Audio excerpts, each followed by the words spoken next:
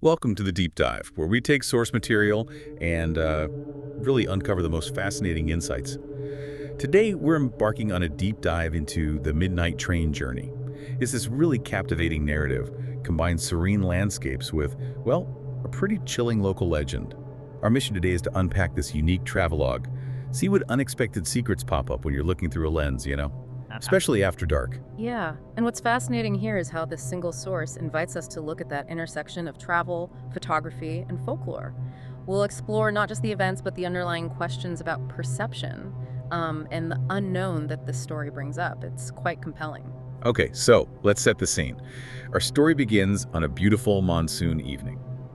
Picture this, a train cutting through these stunning mountains and lush greenery in India. Our main character is Samar, a young man, seems quite young with a real passion for night photography. He's on his way to his maternal uncle's village in the Konkan region. That's this picturesque coastal strip, western mountains, really dramatic landscapes, especially in the monsoon. It's getting late, maybe around 8 p.m. And the train is mostly empty. Perfect scene for some solitude, right? Yeah. And focusing on his photography. Right. And that setting, it isn't just picturesque. In Indian folklore, particularly these older railway routes through dense, often isolated areas, places like empty train compartments or remote passes, they're frequently linked to encounters with the uncanny. The solitude itself almost becomes a character, creates a sort of psychological space for the inexplicable to happen. Yeah, that atmosphere really does set the stage. So as the train's moving along, Samar is completely absorbed, right? Capturing nature through his camera, focusing on the challenges and beauty of night shots. And sitting opposite him, there's an old man, just quietly observing him. Once Samar finishes up, puts his camera away, the old man starts a conversation. He compliments Samar's photography, which is nice, and then very politely asks if he could see the photos Samar just took. Okay, now here's where it gets really interesting. After seeing Samar's photos, the old man lets out this, audible sigh of relief. That's a truly odd reaction, isn't it? What do you think that sigh signifies? What was he looking for? Well, yeah, that sigh it's the pivotal moment, I think. It's not just general relief. It suggests a really deep-seated apprehension, something incredibly specific tied to his past, maybe. He was clearly looking for an absence in those photos, the absence of a particular visual anomaly. It implies, a localized legend or some unsettling past experience he fears might happen again, right there, right then. So naturally, Samar's curiosity is totally piqued. He asks the old man, what were you looking for? And the old man admits, yeah, he was looking for something specific and was just profoundly glad it wasn't there. Samar's still confused, obviously, so he prompts the old man to explain. And with this long sigh, the old man begins to share a story from his past. Turns out, many years ago, he used to be a railway ticket checker. He also mentions that back then, specialized photography, like advanced stuff, particularly for night shots, it wasn't common in India, but it was definitely gaining popularity among international travelers. Foreigners often had access to that kind of high-end gear. And that historical detail, it's actually crucial. It highlights how technology, or the lack of it, could influence what was seen, what was recorded. And it's worth noting, especially since this was many years ago, early night photography wasn't just about pointing and shooting in the dark.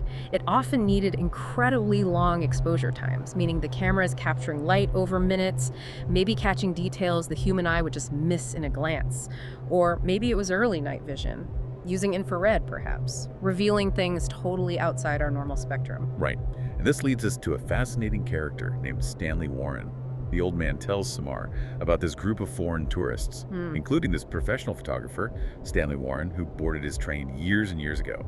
Stanley was apparently super dedicated to his craft, even on vacation, always working. And he was busy capturing images with his night vision camera through the exact same GATs, those mountain passes that Samar had just been photographing. Imagine that, middle of the night, using this advanced gear, snapping pictures of the dark landscape whizzing by. Yeah, and that detail, the night vision camera, it's critical. That's the mechanism that allows for the extraordinary here.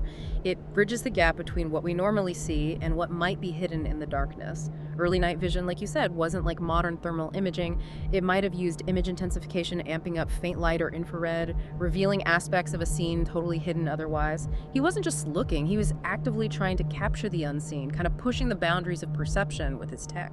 So, fast forward a bit. Days after this group of tourists left, the old man is at home, maybe on his day off, just reading a newspaper. And then he sees it. He describes his shock, seeing a news report about that photographer, Stanley Warren. Yeah. So what was it? What was in that report that shocked him so much then and made him so relieved looking at Samar's photos now? Well, what the newspaper showed was genuinely unsettling. It featured one of Stanley's photos taken on a road somewhere in that Konkan region. The photo showed people carrying a person like in a palanquin, like royalty might use.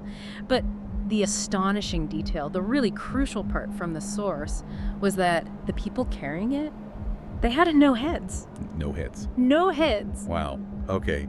That's properly chilling. Absolutely. And the caption with this horrifying image explained it further. It said something like, "While traveling in India, I have captured this photograph, and when I got to know about this thing from some of my Indian friends, they told me that this is called Bhaykatha, Right. which translates basically to the palanquin of Vetaal, Vetaal being a spirit or entity." So that's what the old man was hoping not to see in Samar's photos, Yeah. something that profoundly eerie, captured in the exact same region, just unbelievable. And what exactly is a Vetaal? You mentioned a spirit. Yeah.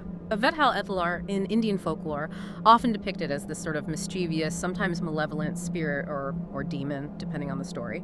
They're typically associated with liminal spaces, crossroads, burial grounds, maybe these remote, desolate mountain passes in this case. So the Vetalachi Palaki would imply a kind of procession of these headless entities carrying something, usually something ominous. It's not just any ghost, it's a very specific, localized legend. Right, a specific, terrifying local legend caught on camera. So, okay, what does this all mean for Samar? And I guess for you listening, maybe looking through your own vacation photos right now. The story ends with Samar left pondering this really unsettling question. What if his own night photos, taken right there, same region, with his modern camera, what if they also contain something mysterious? Something eerie that he just hasn't noticed yet? Something that maybe only a certain lens or a certain stillness or maybe just looking closer might reveal? This deep dive really makes us think, doesn't it?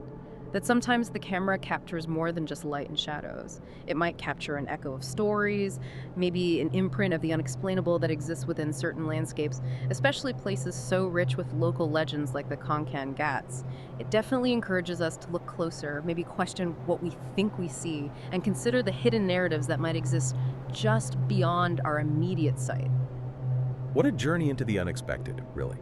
We've seen how a simple train trip, a passion for night photography, can lead straight into an encounter with this unforgettable, chilling tale.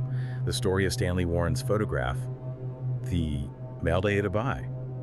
It certainly adds a whole new layer to how we think about travel, observation, and these powerful local legends. Exactly. It's a reminder that some of the most profound insights can come from shared stories, and sometimes, well, the camera might capture more than just light.